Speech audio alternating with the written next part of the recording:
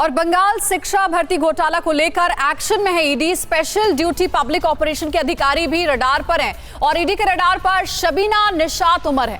पार्थ ने लोक शिक्षण निदेशालय में विशेष अधिकारी के पद पर इन्हें नियुक्त किया था। आमीन कॉलेज की अंग्रेजी की प्रोफेसर थी सबीना निशात और अब ये भी ईडी के निशाने पर है। संभव है कि इनसे भी पूछताछ होगी क्योंकि कहीं ना कहीं पार्थ चैटर्जी के साथ इनका भी कनेक्शन सामने आ रहा है।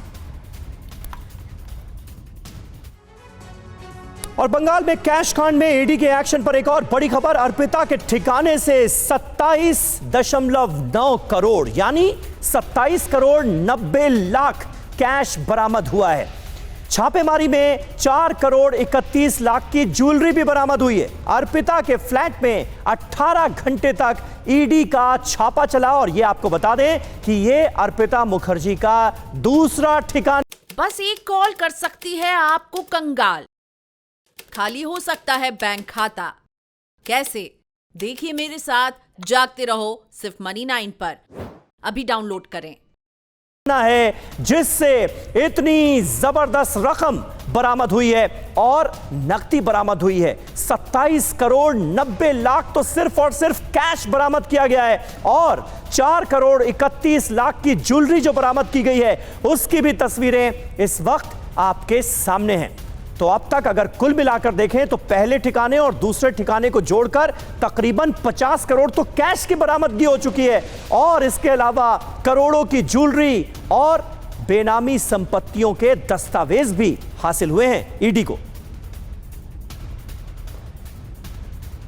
एक और बड़ी खबर यह है कि पार्थ चैटर्जी को लेकर अब बीजेपी का ममता बनर्जी पर हमला। बीजेपी नेता अनिबाण गांगुली ने मांगा है ममता बनर्जी का इस्तीफा। ममता सरकार भ्रष्टाचार में डूबी हुई है। अनिबाण गांगुली ने आरोप लगाया है ममता को डर कहीं उनको मिलने वाले पैसे का खुलासा न कर दे पार्थ चैटर्जी। बीजेपी का यह आरोप है पार्थ चैटर्जी के भ्रष्टाचार के लिए ममता जिम्मेदार है। ममता बनर्जी ने भ्रष्टाचार का पूरा तंत्र खड़ा किया है। ममता बनर्जी को अपने पद से इस्तीफा दे देना चाहिए। तो अब पश्चिम बंगाल में बीजेपी ममता बनर्जी पर हमलावर है और अब पश्चिम बंगाल की मुख्यमंत्री ममता बनर्जी से इस्तीफे की मांग कर रही है बीजेपी। एक आखिरी सवाल, क्या मानते हैं अभी जो मिथुन चक्रवर्ती हैं उन्होंने एक बयान दिया था कि टीएमसी के तकरीबन 36 विधायक बीजेपी के संपर्क में हैं। एक तरफ ये इतनी बड़े पैमाने पे छापेमारी से बरामदगी रकम, दूसरी तरफ मिथुन चक्रवर्ती का बयान और इंटरनल जो पार्टी का स्टैंड है, इन सभी चीजों को देखते हुए आपको क्या लगता है कि बंगाल की सियासत में क्या हो सकता है आने वाले समय? देखिए आने वाले दिनों में मैं जो देख रहा हूं कि टीएमसी खुद टीएमसी के नाते, पार्टी के नाते रह पाएगा कि नहीं, ये बहुत बड़ा प्रश्न चिन्ह है। और हम तो सरासर ये कह रहे हैं कि ममता बनर्जी को रेजिग्नेशन कर देना है। सारे मंत्री जो अभियुक्त हैं और भी निकलेगा आने वाले दिनों में, उनको रिजाइन करना चाहिए और शी मस्ट रेकमेंड कि ये मैं वो रिजाइन करके जाकर कि मैं सरकार नहीं चला पा रहा हूं, ये उसको करना ही है। आज नहीं होगा तो कल होगा। ये पार्टी रह पाएगा कि नहीं, यही प्रश्न है। क्योंकि तृणमूल कांग्रेस में कई लोग हैं जो करते हैं, जो लोगों के जो सच्चे जनप्रतिनिधि है, उनको ये भी लग रहा है कि हम ये पार्टी में क्यों रहे।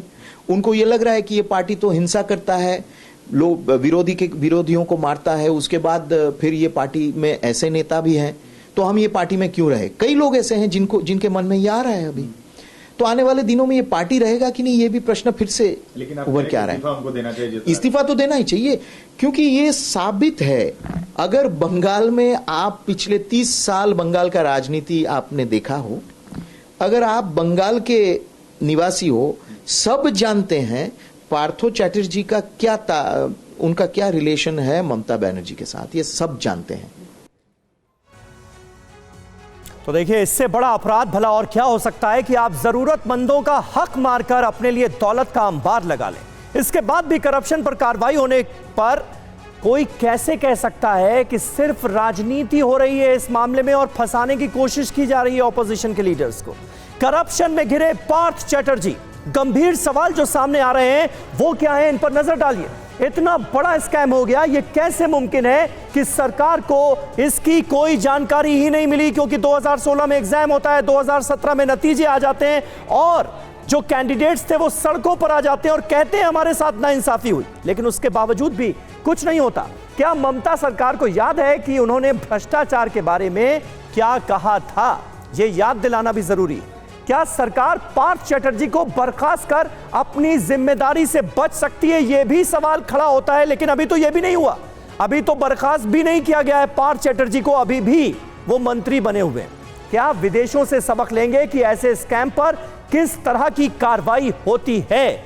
यह भी अपने आप में बड़ा सवाल है, क्योंकि पार्थ चैटर्जी पहले शिक्षा मंत्रालय का जिम्मा संभाल रहे थे, बाद में उन्हें इस मंत्रालय से तो हटाया गया, लेकिन एक और भारी भरकम मंत्रालय उन्हें सौंप दिया गया, यानी उनके खिलाफ एक्शन तो कुछ लिया ही नहीं गया। अब जब ईडी ने जांच शुरू की है तो पार्थ चैटर्जी के काले कारनामे सामने आ रहे हैं। क्या आपने भी खरीद लिया है गलत शेयर? हो गया है भारी नुकसान? देखिए मेरे साथ 80-90 पूरे 100 सिर्फ Money9 पर अभी डाउनलोड करें।